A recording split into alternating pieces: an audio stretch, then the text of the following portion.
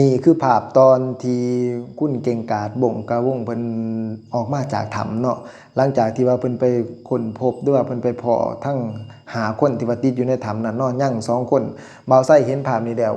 รู้สึกน้ำตาคลอเลยตอนที่ว่าบ่าวไส้เห็นอีกแล้วเนาะน้ำตาซึมเลยนะน้ำตาบ่าวไส้จนไหลออกมาเนาะ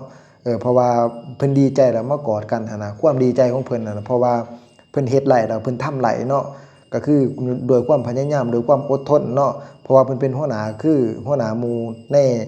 ในทีมกู้ภัยทางฝั่งไทย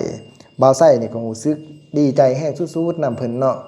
ที่ว่าเพิ่นเฮ็ดได้เพิ่นทำได้เนาะบ่าวไส้ก็โคตรดีใจเลยตอนนี้ตอนที่ว่าบ่าวไส้เบิ่งคลิปเพิ่นนี่แหละน้ำตาซึมนำเลยเนาะ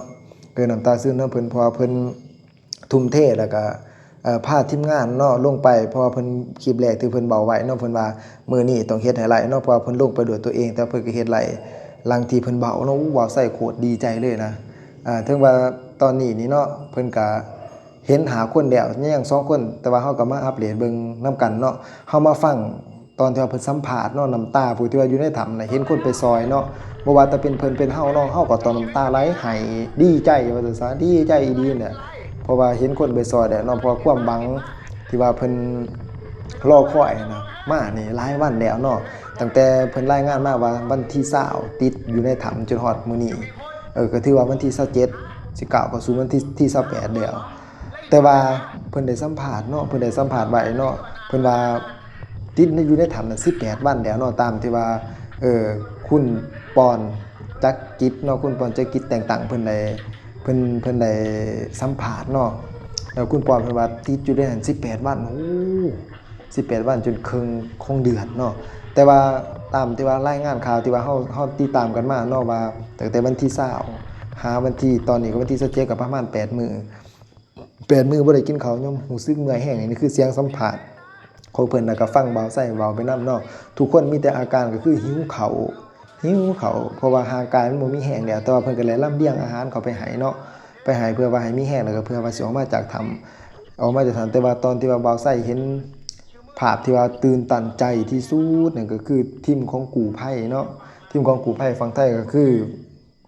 คุณเก่งกาจวงกะวงเพิ่นออกมาแล้วก็กอดทีมงานเพิ่นเองนะเบาใส่เห็นน้ำตาคลอเลยนะ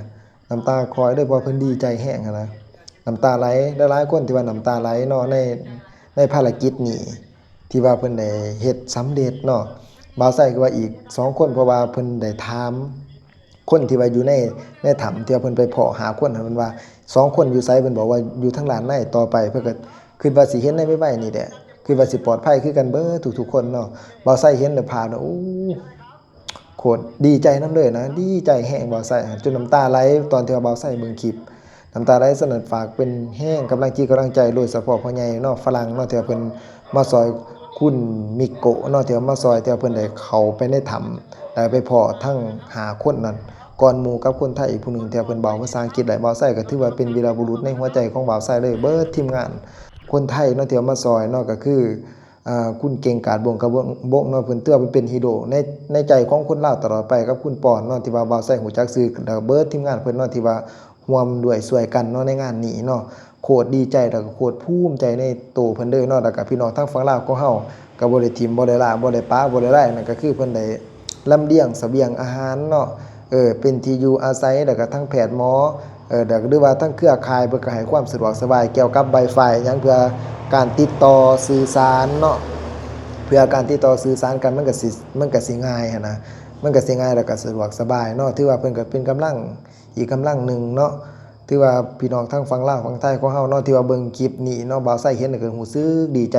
ฉะนั้นฝากแชร์ออกไปเด้อพี่น้องเด้อเป็นกำลังใจให้แก่เพิ่นเนาะถือว่าเป็นข่าวดีสู้ๆสำหรับหมู่เฮาทั้งหลายเนาะสำหรับหมู่เฮาทั้งหลายที่ว่าเบิ่งคลิปนี้ติดตามคลิปนี้ภาพนี้เนาะ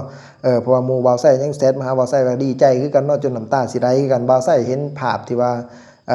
คุณเก่งกาจวงกระวงเพิ่นออกมาจากถ้ำมากอดกันน่ะภาพนี้บ่าวไส้ขอเอาขึ้นให้เบิ่งอีกทีนึงเนาะบ่าวไส้ดีใจแฮงเนาะ น้ำตาจนซึมเลยนั่งเบิ่งหั่นน่ะเพราะแบบว่าเพิ่นใส่เสียงเพลงก็เศร้าแน่หั่นน่ะโคตรแบบว่าได้อารมณ์เลยหั่นน่ะได้อารมณ์ความดีใจความตื่นตันใจเนาะที่ว่าเพิ่นได้ไปพบพ้อทั้ง5คนมีชีวิตรอดแล้วก็ปลอดภัยพร้อมอีกเนาะบ่มีอาการเจ็บป่วยอีหยังมีแต่ว่าหิวข้าวเนาะ อีกบ่ล้นเนาะก็ถือว่าสิได้พ้อทั้งสองคนฝากแซวไปเป็นกำลังใจให้เพิ่นเด้อพี่น้อง